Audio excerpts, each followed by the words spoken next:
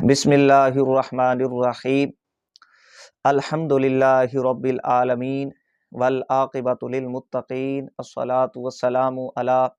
سید الانبیاء والمرسلین اما بعد۔ عزیزان گرامی، کل سے سوشل میڈیا پر ایک ویڈیو گردش کر رہی ہے جس میں ایک ذہنی معذور ایک پاگل شخص عوام اہل سنت کو، علماء اہل سنہ و جماعت، بالخصوص علامہ ڈاکٹر محمد اشرف آصف جلالی اور علامہ پیر غفران محمود سیالوی صاحب دامت برکاتہم العالیہ کو گالیاں نکال رہا ہے، بکواسیں کر رہا ہے۔ سننے میں یہ آیا ہے کہ وہ شخص جامعہ رضویہ ضیاء العلوم کا فاضل ہے، لیکن افسوس کے ساتھ مجھے یہ کہنا پڑ رہا ہے اور عوام اہل سنت یہ سمجھ رہی ہے، یہ تاثر لینا شروع ہو گئی ہے کہ وہ جامعہ رضویہ ضیاء العلوم کا فاضل کم، عالم کم، گالی باز زیادہ لگ رہا تھا، اور یہ سمجھنا عوام شروع ہو گئی ہے کہ جامعہ رضویہ ضیاء العلوم سے اس قسم کے ذہنی معذور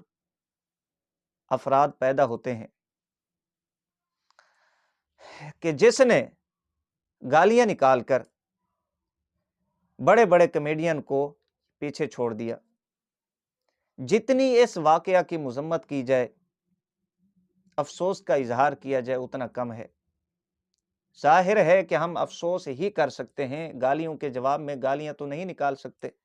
نہ ہی ہمارے اساتذہ نے ہمیں اس طرح کی تربیت دی ہے کہ ہم کسی کو گالیاں نکالیں اس انداز میں کہ جیسے اس فاضل نے، ذہنی معذور میں اسے کہوں گا معذرت کے ساتھ، اس پاگل نے حضرت پیر صاحب کو اور جلالی صاحب کو اور دیگر علماء اہل سنہ و جماعت کو گالیاں نکالی ہیں۔ عزیزان گرامی، فقیر اس کے ساتھ یہ بھی کہنا چاہے گا کہ یہ جو معاملہ ہے،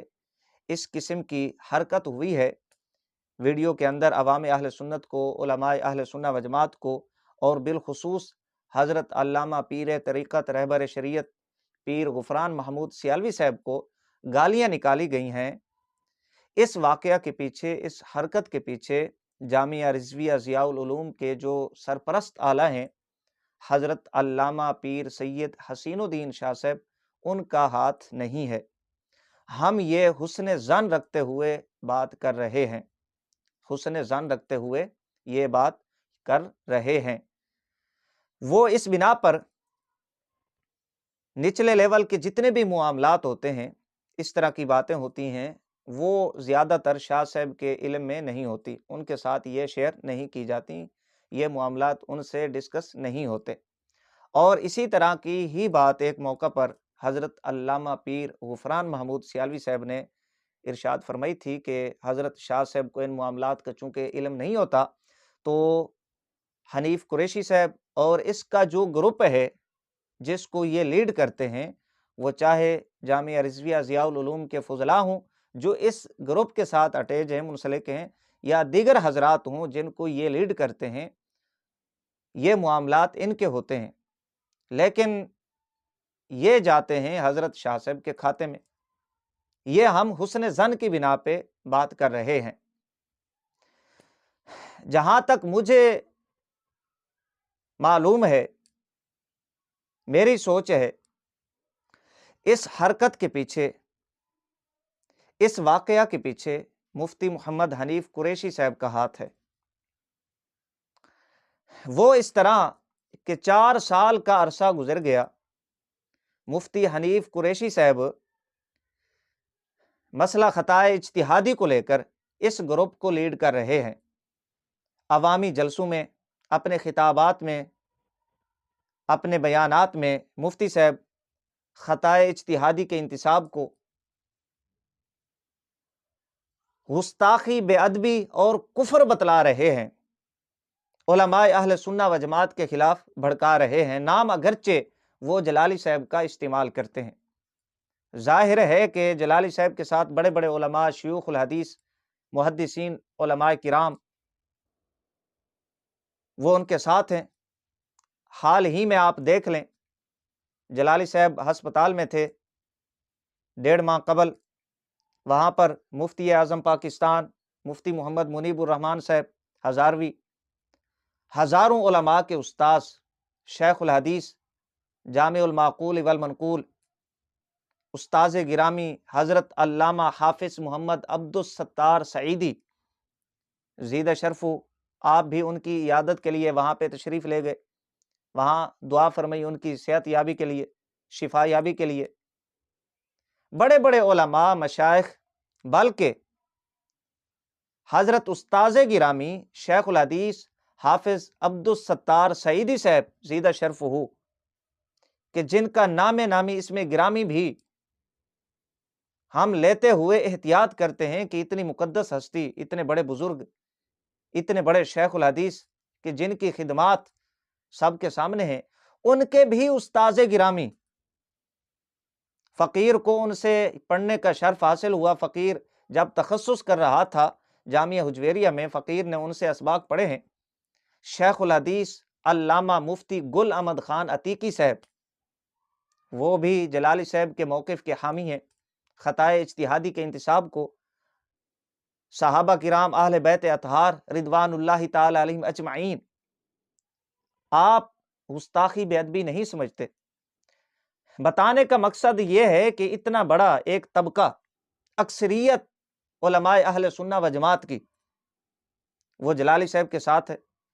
تو مفتی حنیف قریشی صاحب جلالی صاحب کی ایک بات کو لے کر، ایک جملے کو لے کر، اگرچہ وہ بات، وہ موقف سینکڑوں کتب کے اندر ہو، انبیاء علیہ السلام کے لیے خطا اجتہادی کا انتصاب ہو، دیگر علماء محدثین اپنی کتب میں فرما چکے ہوں، جب ایک جملے کو، ایک بات کو صرف حسد اور بغض نکالنے کے لیے، صرف پسند اور ناپسند کی بنا پر عوام اہل سنت میں اسے بیان کریں گے، گستاخی بنائیں گے، کفر بنائیں گے، بے ادبی قرار دیں گے،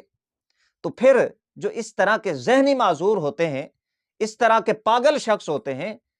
وہ پھر علماء اہل سنہ و جماعت کو گالیاں نہیں نکالیں گے تو اور وہ کیا کریں گے؟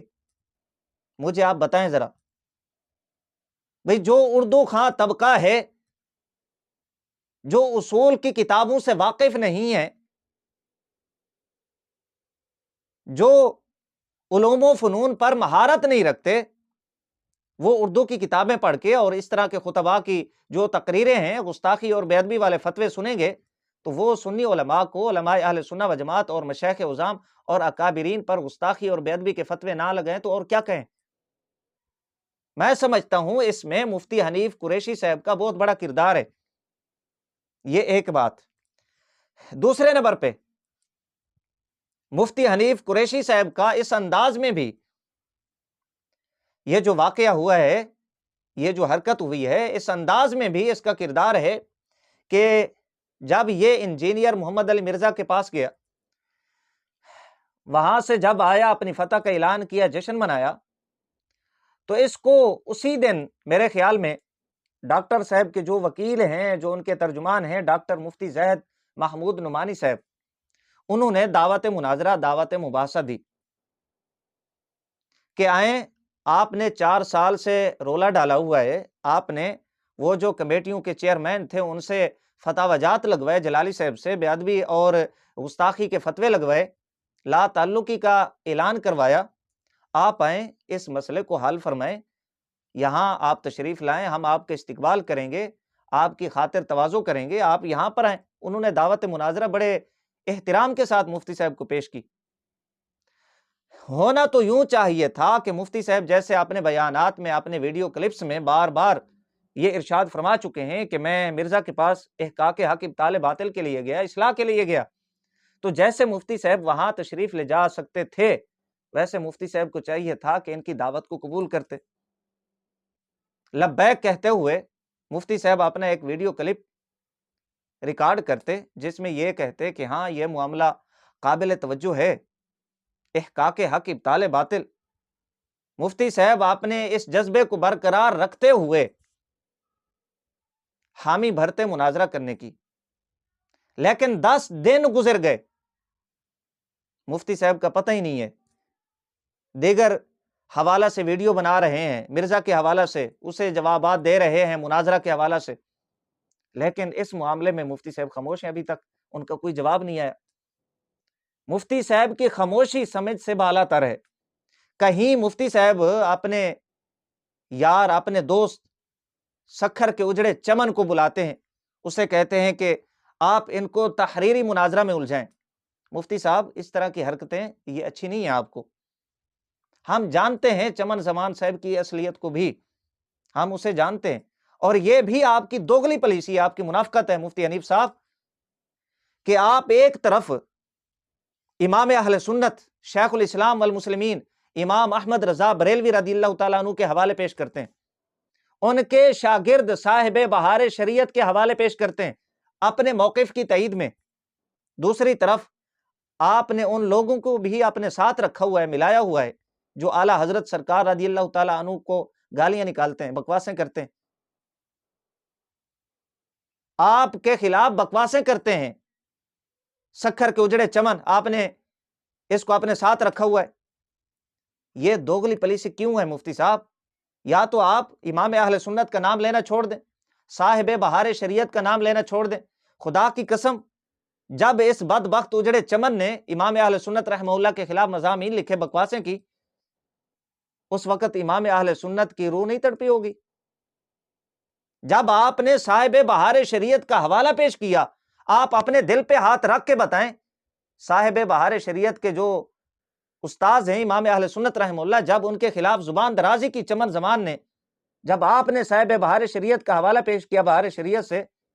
صاحب بہار شریعت کا دل نہیں تڑپا ہوگا کہ آپ کا یار وہ بندہ ہے، آپ کا رابطہ اس بندے سے ہے کہ جو اعلیٰ حضرت سرکار رضی اللہ تعالیٰ عنہ کے خلاف بکواسیں کرتا ہے؟ لہٰذا یہ دوغلی پالیسی آپ چھوڑ دیں مفتی صاحب، آپ اس مناظرہ کی تیاری کریں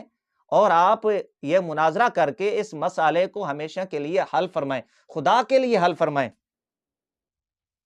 باقی ہم نے آپ کو مبارکباد دے دی ہے انجینئر مرزا کے مقابلہ میں، یہ ہماری وسعت ظرفی ہے کہ ہم نے آپ کو مبارکباد دی ہے،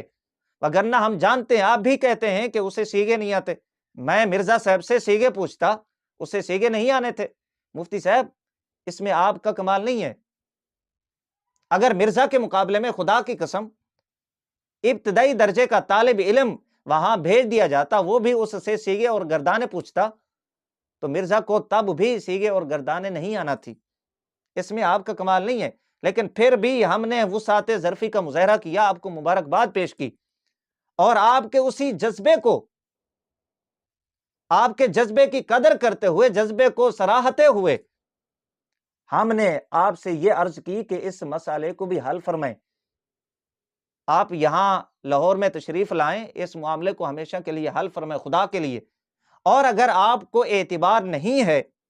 مرکز صراط مستقیم جامعہ جلالیہ رضویہ، یہاں آپ نہیں تشریف لانا چاہتے، آپ کو اعتبار نہیں ہے، تو فقیر آپ کو یہ پیشکش دوبارہ کرتا ہے اور انتظار رہے گا آپ کے جواب کا کہ آپ لاہور میں